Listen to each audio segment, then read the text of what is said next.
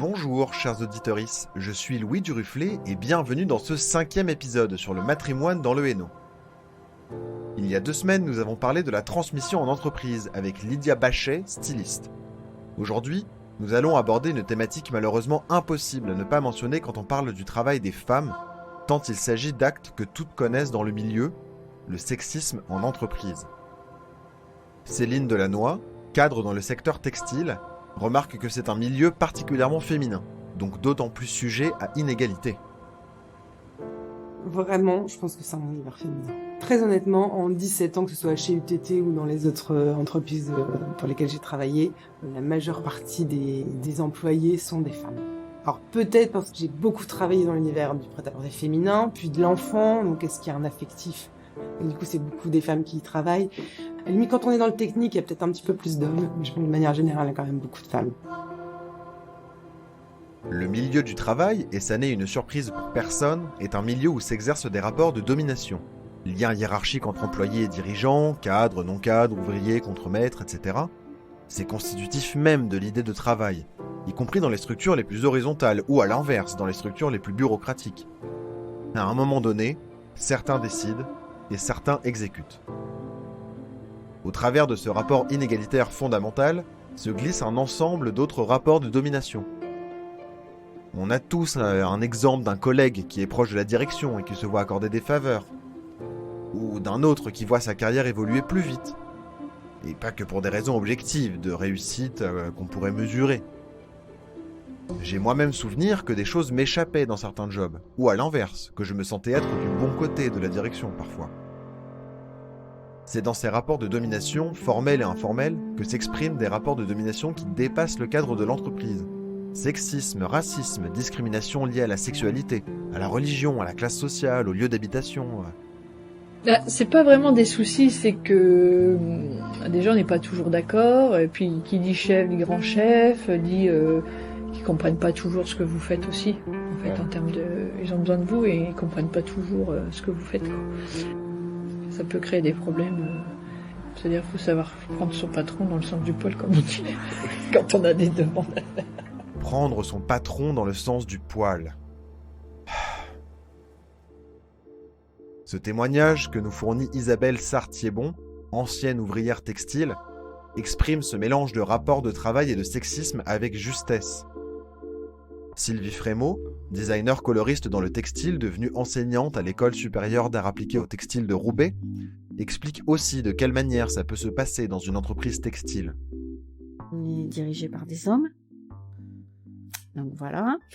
Et c'est pas toujours non plus évident le rapport qu'on peut avoir en tant que femme par rapport aux clients aussi, parce que donc on a été nous aussi au contact avec les clients pour qui on faisait les collections. Et il faut apprendre à se faire respecter, il faut apprendre à faire reconnaître son travail.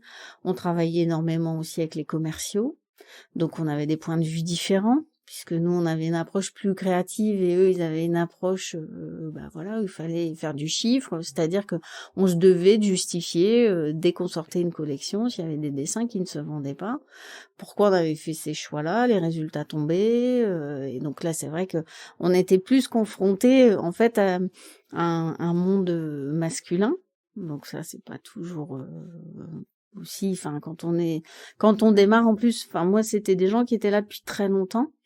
Donc il y avait une différence d'âge. Donc ça, faut l'appréhender aussi. Et ce sexisme en entreprise ne date pas d'hier. On enseignait dans le Nord aux jeunes filles à se tenir à disposition des hommes, que ce soit à la maison, en société, et bien sûr au travail. À Magny, près de Douai, on entend sur fond affligeant de musique légère une directrice d'école pour filles expliquer comment on forme de parfaites maîtresses de maison à gérer de très délicates chemises d'hommes. L'extrait que vous allez entendre date de 1959.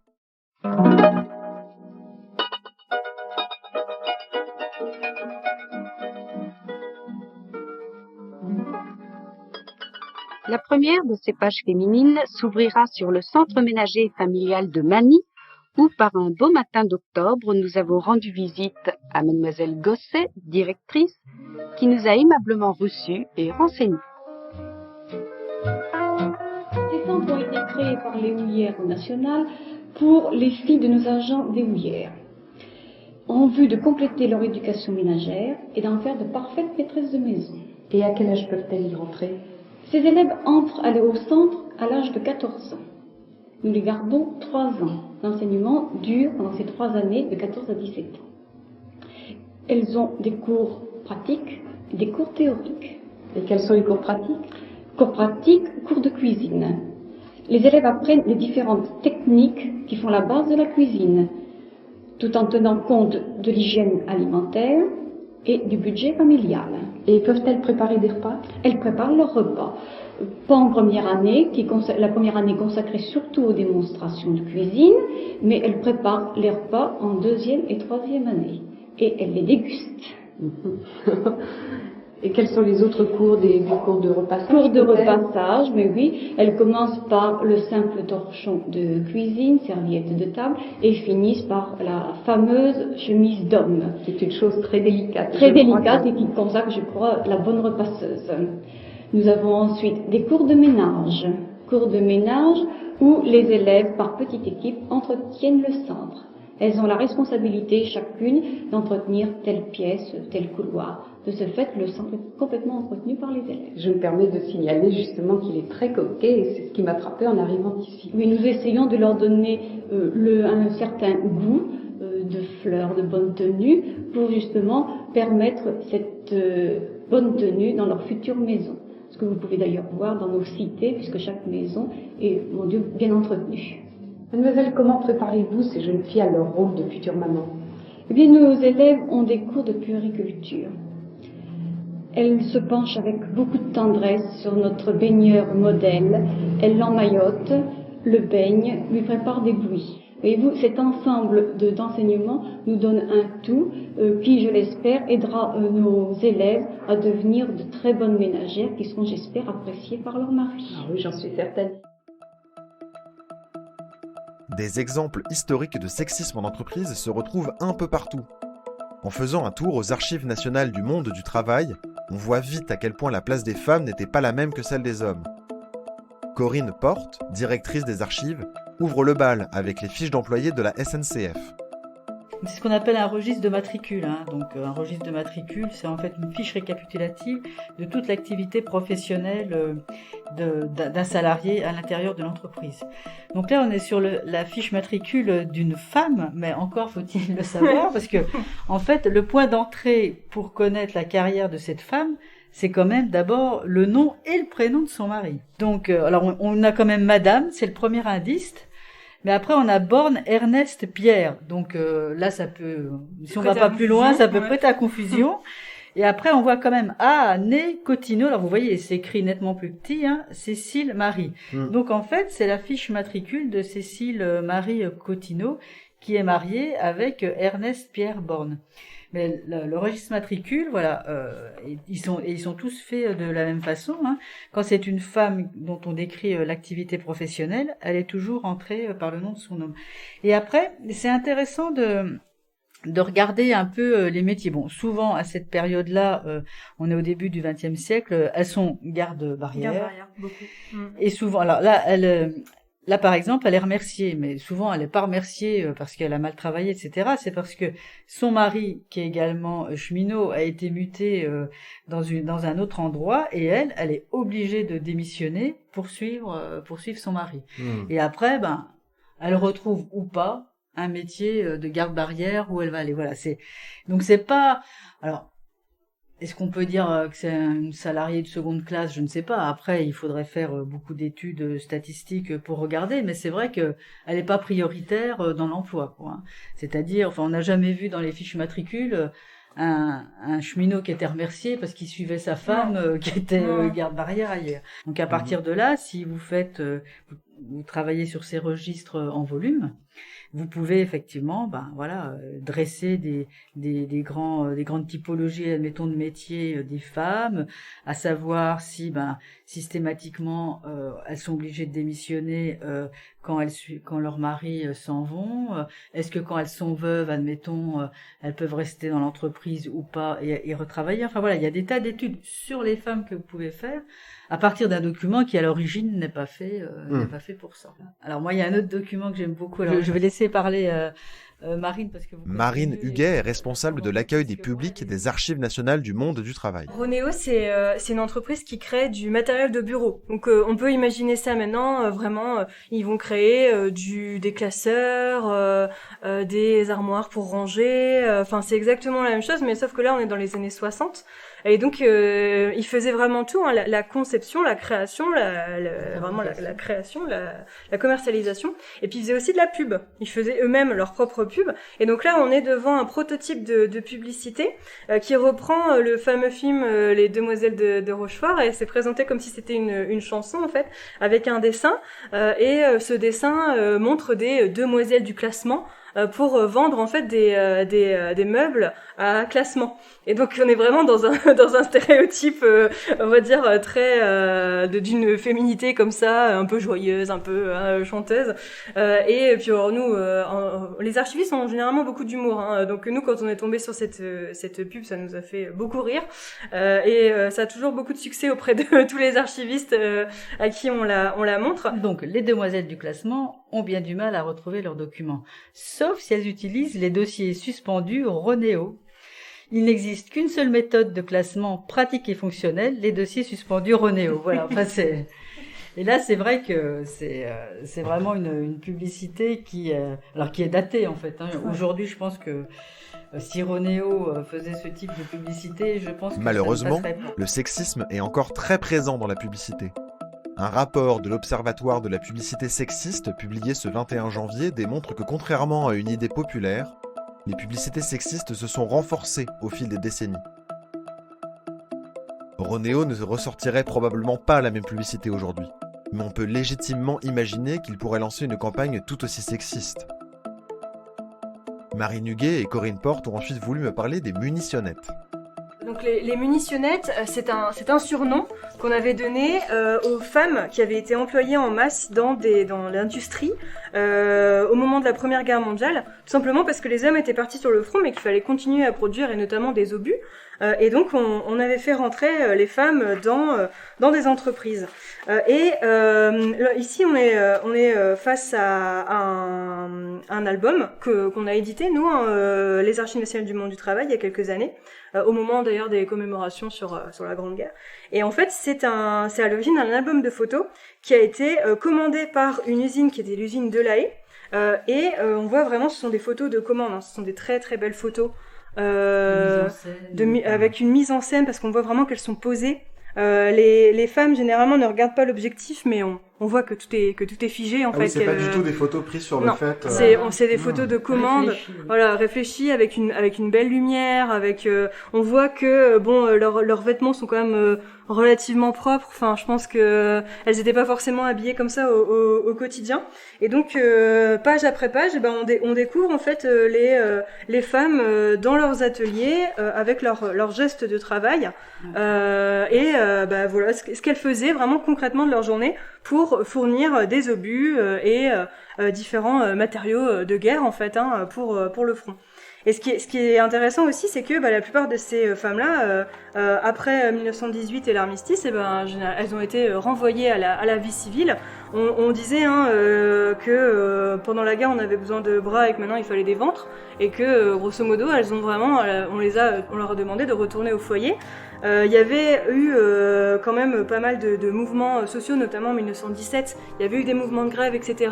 Parce que ça nous paraît incroyable à l'époque, mais pour un travail égal, le simple fait que vous soyez une femme, vous aviez un salaire beaucoup inférieur à celui des hommes. Donc il y avait eu des mouvements de grève pour simplement avoir cette chose qui paraît maintenant évidente d'être payée pareil si on fait le même travail. Et puis toutes ces revendications, elles sont un peu retombées finalement, et puis on a essayé après l'armistice de repartir à une vie normale. Cette revendication du salaire égal est aujourd'hui portée par beaucoup d'entre nous. Mais il est encore une chimère. Selon l'INSEE, le salaire mensuel net moyen des femmes en France est inférieur de 16,8% à celui des hommes. Ces écarts s'expliquent certes par des durées de travail différentes, les femmes travaillant souvent moins que les hommes. Les femmes occupent souvent aussi des postes dans des secteurs qui sont moins bien rémunérés. Et bien que la discrimination liée au genre puisse être difficile à démontrer, une partie de ces écarts salariaux ne trouve pas d'autre explication que la discrimination liée au genre, justement.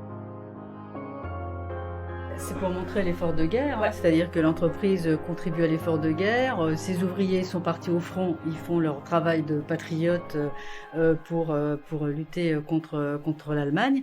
Et les femmes qui sont restées à l'arrière, elles contribuent à l'effort national en entrant dans ces usines et en remplaçant les hommes. Payés beaucoup moins cher, d'où les mouvements de grève notamment, parce que c'était un métier qui était extrêmement difficile.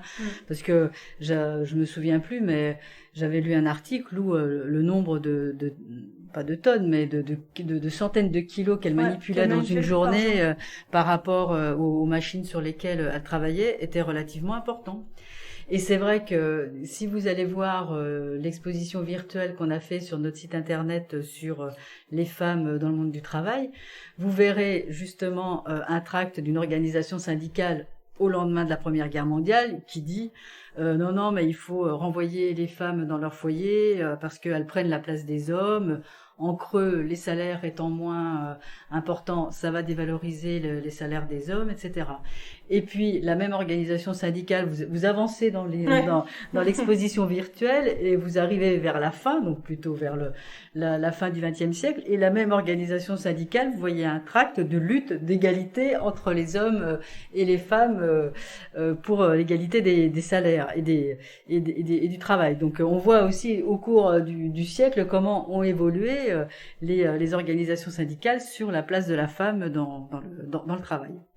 Et cette pratique comme ça de l'album photo, c'est quelque chose qu'on retrouve, notamment avec un autre album. Donc là, cette fois-ci, on a vraiment les photos originales dont j'ai sorti ici quelques exemplaires. Il y a pas tout.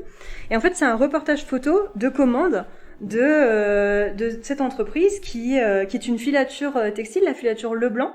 Donc qui était à Lille, peut-être que vous voyez Euratech. Et ben voilà, c'était Leblanc à l'époque, avant d'être reconverti en grand pôle de technologie. Et en fait, ce qui est hyper intéressant avec ce reportage photo, c'est que tout a été documenté. Depuis le conseil d'administration en réunion avec la grande table et le cigare à la main, jusqu'à vraiment les petites mains dans les ateliers, les enfants qui sont là, qui travaillent. On a des photos avec des enfants autour d'une table en train de boire un verre de lait. Enfin, vraiment, ils ont tout documenté de A à Z, les gens à la cantine, etc. Et là, c'est hyper intéressant, c'est que là, on voit vraiment les femmes devant leur machine. On les voit donc soit elles posent en groupe avec tous les membres de leur atelier, ou soit parfois elles miment encore une fois leurs gestes de travail. On voit comment là on voit les enfants, on voit comment elles sont habillées. Il y en a certaines qui posent. Là par exemple, il y en a un portrait d'une que j'aime beaucoup qui a des bobines de fil sur son bras puis qui en tient deux à la main. Alors ça doit peser au moins 60 kilos ce qu'elle tient. Et voilà, et ouais, ça cette photo là elle est hyper intéressante parce que on est donc face à trois ouvriers textiles, donc deux hommes qui encadrent une femme. En plus elle est plus petite qu'eux, alors ça donne vraiment une impression un peu oppressante. Et donc les deux hommes sont en blouse et elle porte une tenue d'ouvrière classique, une robe avec une surblouse. Et puis on a l'impression qu'ils sont en train de lui donner des ordres. Donc on est vraiment là sur une répartition un peu genrée du travail. Peut-être que c'était des contremaîtres, enfin on sait pas exactement, mais en tout cas ils en ont l'air. Et elle c'était une simple ouvrière en fait. Mais on voit bien, le contremaître est en blanc, avec la cravate, la blouse blanche et la cravate, tenant un crayon et puis un bloc-notes. Et puis on voit bien l'ouvrière avec son tablier, là, dans une couleur, bon la photo est en noir et blanc, mais dans une couleur plus sombre, en train de faire son geste habituel de travail. Voilà, donc là, ça dit aussi, pour une période donnée, la situation qu'il en est. Et c'est vrai que l'histoire de cette entreprise, pour qui s'intéresse à l'histoire des femmes, est très intéressante parce que là, il y a vraiment beaucoup de choses entre les documents de gouvernance de l'entreprise et puis surtout, alors ça c'est extraordinaire, c'est quand même extrêmement rare, il faut le noter. Rare, Voilà, surtout qu'on a ce moment en fait, donc on situe à peu près en 1955 où vous avez tout le fonctionnement de l'entreprise. Faut imaginer ça comme un reportage. Vous auriez une caméra qui serait entrée puis qui aurait été filmée tout ce qui se passait pendant quelques jours comme ça dans une entreprise. Et c'est pour les années 50, c'est un témoignage extrêmement précieux et vraiment très très rare. Quand on a des photos dans les archives, d'une manière générale, c'est assez rare en fait. Surtout des entreprises qui avaient donc là le blanc c'était une filature qui marchait bien, mais c'était pas non plus comme Charbonnage de France où là ils avaient les moyens vraiment de faire appel à un photographe professionnel. Là c'est une démarche qu'on retrouve pas souvent. Je vous remercie chaleureusement pour l'écoute de cet épisode. Je vous invite à en parler autour de vous, à partager ce podcast sur les réseaux sociaux. C'est comme ça que nous ferons entendre la voix de celles qu'on entend peu, et qui pourtant ont accepté de témoigner à ce micro. Nous avons beaucoup exploré le passé dans cet épisode. Si vous souhaitez entendre comment plusieurs générations de femmes se sont battues contre le sexisme, je vous invite à écouter le 2e épisode de la série, celui sur le quotidien des femmes du Nord. Ce podcast est un podcast du studio Flamboyance, produit par Louis Duruflet. Cet épisode a été relu par Jenny Bernardi. Un immense merci à elle. Certaines musiques sont de Unicorn Heads et d'autres de Francine Cocampo de Dixit Talkers. Vous pouvez écouter sa musique sur les plateformes musicales. Son 2e album est sorti le 16 septembre 2021. Pour cette émission, je tiens à remercier Corinne Porte et Marie Nuguet que nous avons beaucoup entendues. Je tiens également à remercier les Archives nationales du monde du travail et l'École supérieure d'art appliqué au textile de Roubaix, qui m'ont permis d'utiliser des enregistrements issus de leurs archives. L'exposition Fibres féminines, dont est issu le témoignage de Céline Delannoy, d'Isabelle Sartillébon et de Sylvie Frémaux, est accessible en ligne. Vous retrouverez les liens dans la description de cet épisode et sur le Facebook du studio Flamboyance. Vous pouvez retrouver aussi un ensemble de photos sur le site internet de Flamboyance et sur le Facebook encore du studio, notamment tout ce dont parlaient Corinne Porte et Marie Nuguet. Je ne manquerai pas de les mettre en ligne. Merci au collectif HF Hauts-de-France d'avoir soutenu le projet. Toutes les actions liées au matrimoine sont à retrouver sur leur Facebook. À dans 2 semaines!